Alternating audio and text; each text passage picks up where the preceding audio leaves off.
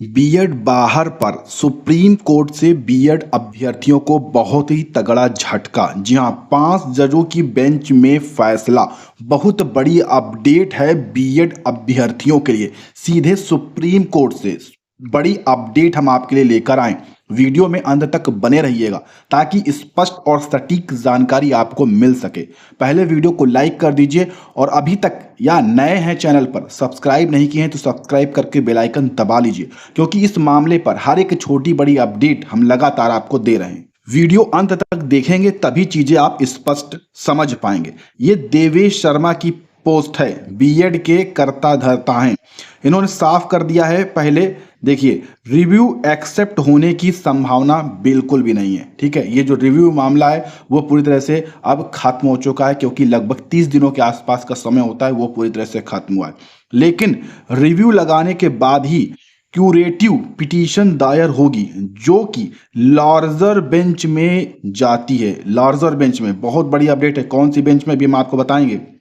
देखिए, curative petition यानी कि उपचारात्मक याचिका लोगों के लिए न्याय पाने का अंतिम और आखिरी विकल्प है, जैसा कि भारत के संविधान में उल्लेखित है।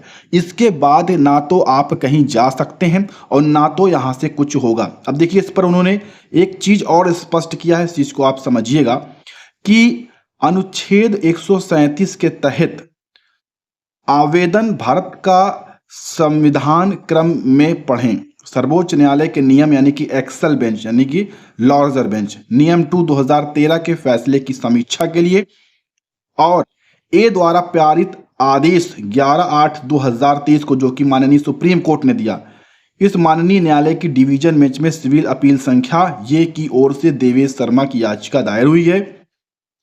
भारत के माननीय मुख्य न्यायाधीश और उनके सहयोगी जस्टिस के भारत सर्वोच्च न्यायालय समीक्षा की विनम्र याचिका।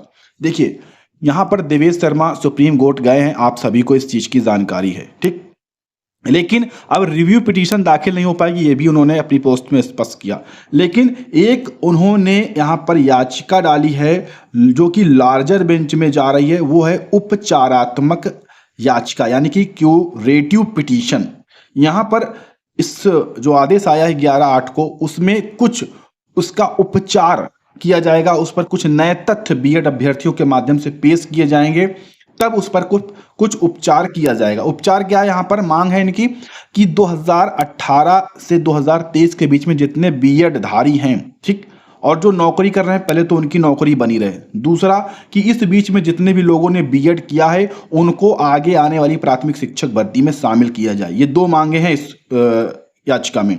तो इसको लेकर भी देखिए उन्होंने क्या स्पष्ट किया है कि जो मामला दायर हुआ है उस सूत्र के अनुसार बीएड वर्सेस बीटीसी का जो मामला है वो 5 जजों की बेंच में जाने की संभावना है। अब ये आप समझिए, बहुत बड़े यहाँ पर जो है प्रश्न निकल कर आएंगे, क्योंकि अभी तक 3 जजों की बेंच में मामला सुना जा रहा था, अब 5 जजों की बेंच में।